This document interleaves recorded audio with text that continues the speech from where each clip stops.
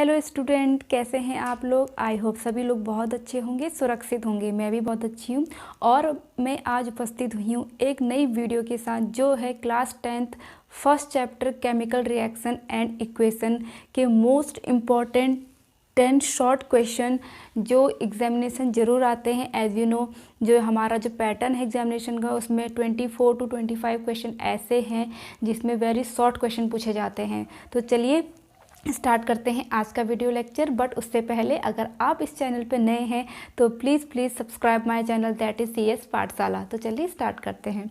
तो देखिए, first question is identify the type of reaction given below. आपको type of reaction यहाँ पर बताना है। तो उससे पहले आपको रिएक्शन के टाइप मालूम होने चाहिए और जो पूरा होल चैप्टर है वो उस पर मैं वीडियोस बना चुकी हूँ। आप चाहे तो मेरे चैनल के प्लेलिस्ट पे जाके चेक कर सकते हैं। तो चलिए, इसी तरह से आपको पहले रिएक्शन आपको देखनी है, फिर बताना है कि कौन सा टाइप है ये। तो देखिए, Fe है जो आपका सॉलिड है प्लस CuSO4 कॉपर सल्फेट है जो एक्वस सॉल्यूशन है उसका। तो यहाँ पर FeSO4 मीन्स इस Cu को रिप्लेस कर दिया गया है Fe ने। यहाँ पर बन गया FeSO4 मीन्स आपका यहाँ पर बन गया आयरन सल्फेट और Cu बाहर हो गया। तो देखिए ये कौन सा टाइप ऑफ रिएक्शन है। यहाँ पर जैसे कि ये Fe ने इस Cu को इसके ही सॉल्यूशन से रिप्लेस कर दिया है, तो मीन्स ये हमारी जो रिएक्शन है वो है डिस्प्लेसमेंट रिएक्शन। तो हमारा इसका आंसर क्या हो जाएगा, डिस्प्लेसमेंट रिएक्शन। ओके, और आप इसका पता तभी लगा पाएंगे जब आपको टाइप्स ऑफ रिएक्शन के बारे में नॉलेज होगी। तो चलिए बढ़ते हैं हमारे नेक्स्ट क्वेश्चन की ओर। हमारा नेक्स्ट क्वेश्चन है identify the oxidising agent in the following. यहाँ पर एक रिएक्शन दी गई है और इसमें हमें ऑक्सीडाइजिंग एजेंट बताना है। तो अब एजेंट बताने से पहले हम तभी बता पाएंगे जब हमें मालूम होगा कि ऑक्सीडाइजिंग एजेंट होते क्या हैं। तो जैसे कि आपको मैंने चैप्टर में पढ़ाया था कि ऑक्सीडेशन क्या होता है एंड रिडक्शन क्या होता है। तो किसी भी रिएक्शन में जिसकी वजह से ऑक्सीडेशन हो रहा है उस कंपाउंड या वो एलिमेंट कुछ भी हो सकता है, उसे हम कहेंगे ऑक्सीडाइजिंग एजेंट।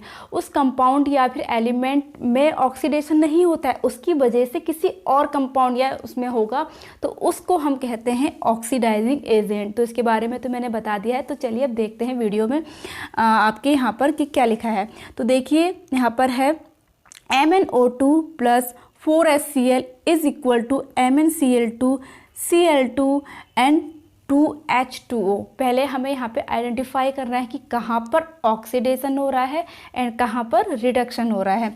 तो देखिए, MnO2 इसके पास O2 अटैच्ड है। एज यू नो, ऑक्सीडेशन में क्या होता है, किसी भी एलिमेंट के साथ ऑक्सीजन अटैच होती है एंड जो हमारा हाइड्रोजन होता है वो रिमूव होता है।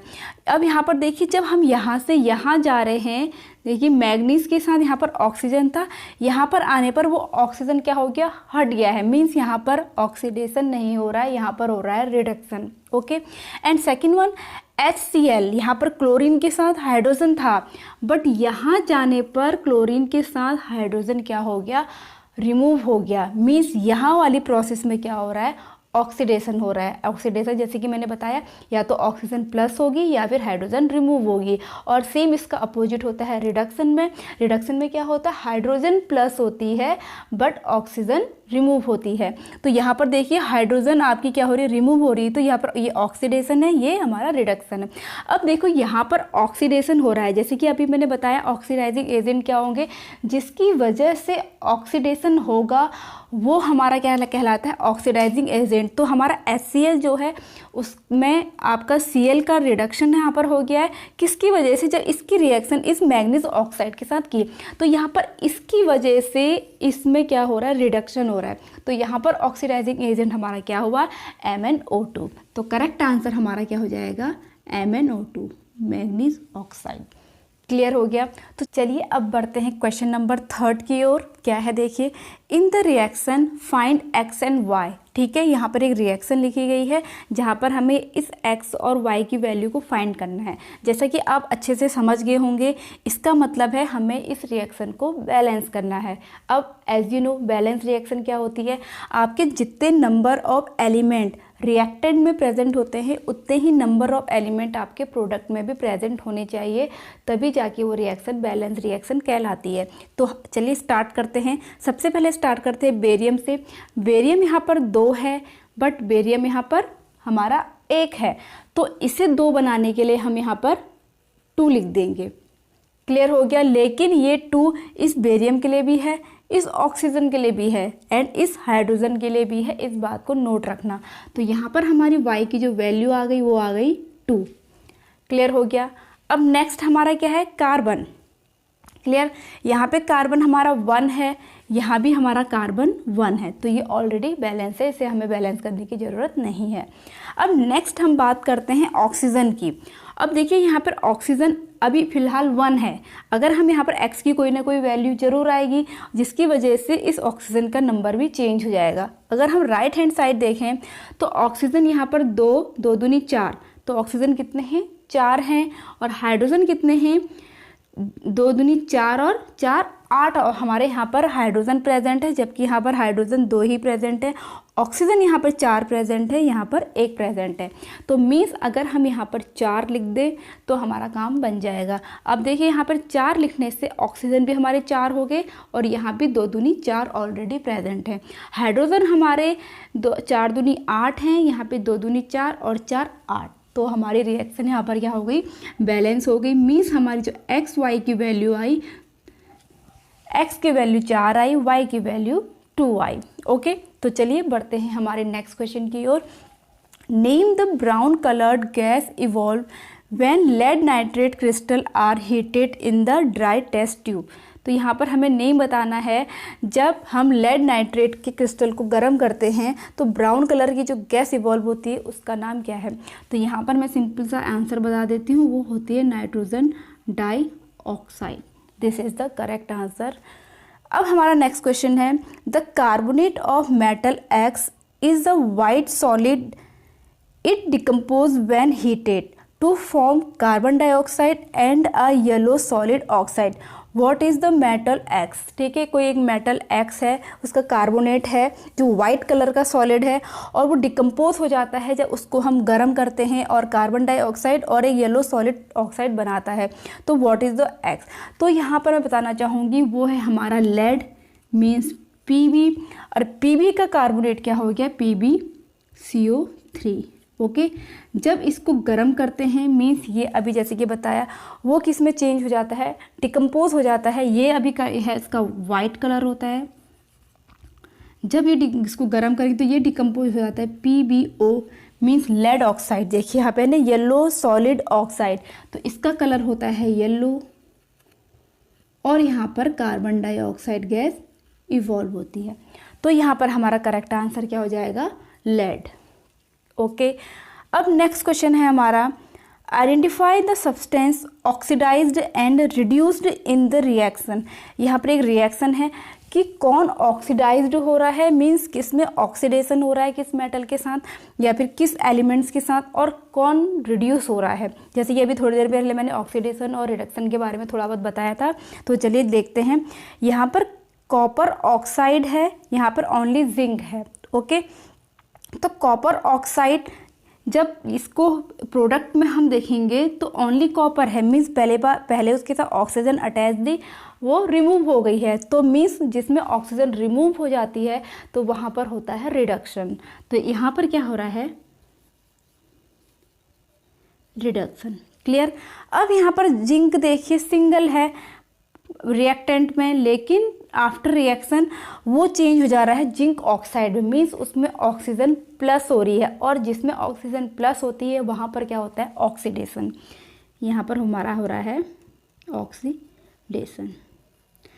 तो मीन्स ऑक्सीडाइज्ड कौन हो रहा है, जिंक, रिड्यूस्ड कौन हो रहा है, copper. This is the correct answer. तो ये तो थे 6 क्वेश्चन, कुछ और क्वेश्चंस को भी देख लेते हैं, अच्छे से समझ लेते हैं। चलिए बढ़ते हैं हमारे नेक्स्ट क्वेश्चन की ओर। क्वेश्चन नंबर 7 है, What is the main reason behind various metals such as iron get wasted every year in our country? Means क्या रीज़न है कि जो आयरन है वो हमारी कंट्री में हर साल बहुत ज़्यादा मात्रा में वेस्ट होता है। तो एज़ यू नो, हमने इस चैप्टर के लास्ट में 2 टॉपिक पढ़े थे कि जो हमारी डेली लाइफ में जो घटनाएं होती हैं ड्यू टू ऑक्सीडेशन, एक होता है कोरोजन और एक होता है हमारी रेंसिडिटी। जिसके और कोरोजन क्या है, जैसा कि आपको पता है कुछ मेटल होते हैं वो एयर के कांटेक्ट में आने से उसकी जो ऊपर की लेयर होती है वो रिएक्शन कर देती है, ऑक्सीडाइज्ड हो जाती है और वहाँ एक लेयर फॉर्म होती है जिसे हम कहते हैं कोरोजन, जिसकी वजह से वो मेटल क्या होता है धीरे धीरे ख़त्म होते रहता है। तो सेम यहाँ पर आयरन के साथ ही वही होता है। आयरन को जब बहुत टाइम तक हम खुला छोड़ देते हैं तो वो ऑक्सीजन के कांटेक्ट में आकर के ऑक्साइड बना लेता है और उस प्रोसेस को हम फिर क्या कहेंगे, रस्ट कहते हैं। वहाँ पर वो रस्ट में फॉर्म हो जाता है और वो वेस्ट होने लगता है। तो यहाँ पर हमारा आंसर क्या हो जाएगा, ड्यू टू कोरोजन। क्लियर। तो चलिए बढ़ते हैं नेक्स्ट क्वेश्चन की ओर।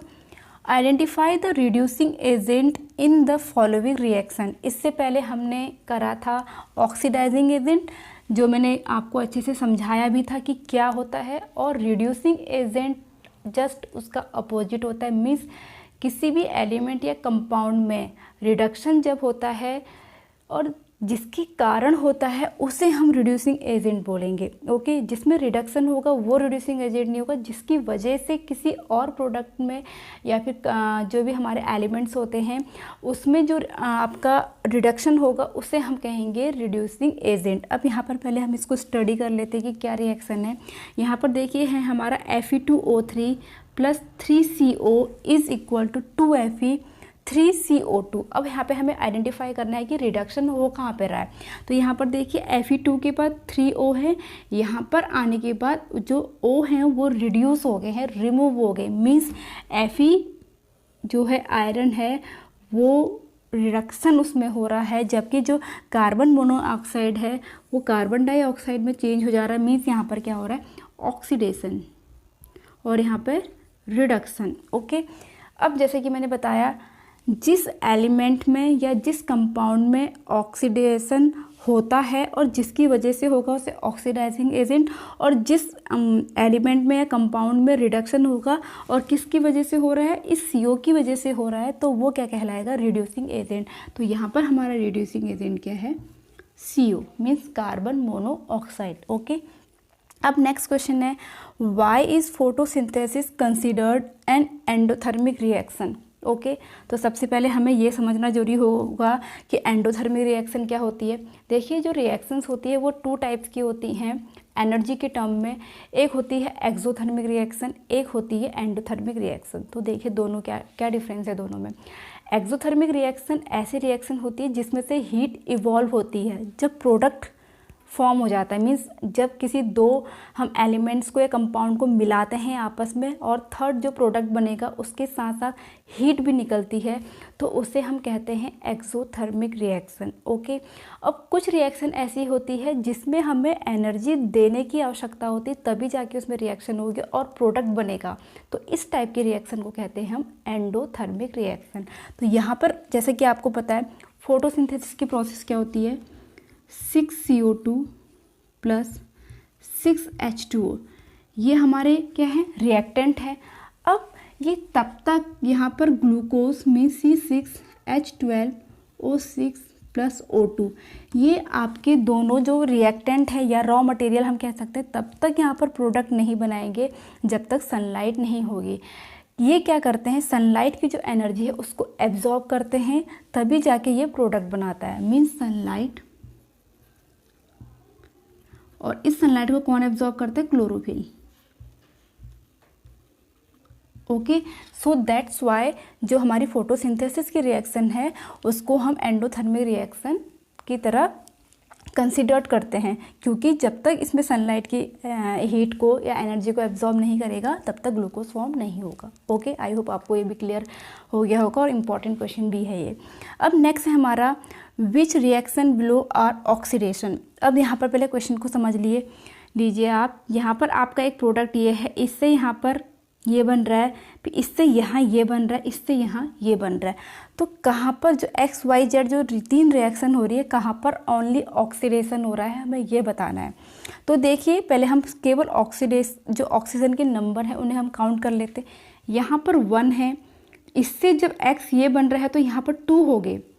अब इस प्रोडक्ट से जब ये वाला प्रोडक्ट बन रहा है, यहाँ भी सेम 2 है, इससे जब हम यहाँ आ रहे तब भी 2 ही है। मीन्स यहाँ पे और यहाँ पर कोई भी ऑक्सीडेशन नहीं हो रहा है, रिडक्शन हो सकता है, बट क्वेश्चन के अकॉर्डिंग हमें ऑक्सीडेशन बताना है। यहाँ पर कोई भी ऑक्सीडेशन नहीं हो रहा है, ऑक्सीजन की संख्या आपकी सेम है, जबकि जो आपका C2H5OH है, ठीक है, एथेनॉल है, वो हमारा एथेनोइक एसिड में चेंज हो जा रहा है। मीन्स ऑक्सीजन एक ऐड हो जा रही है, तो यहाँ पर हमारा ऑक्सीडेशन हो रहा है।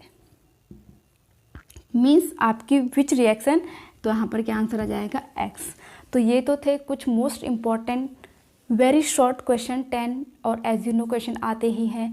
आई होप आज का ये वीडियो लेक्चर आपको अच्छा लगा हो। अगर आपको ये वीडियो लेक्चर अच्छा लगा हो तो please hit the like and leave the comment और शेयर कीजिए, and please subscribe my channel that is CS पाठशाला। और मैं मिलूंगी अपनी नेक्स्ट वीडियो के साथ, तब तक के लिए स्टे ट्यून, बाय बाय।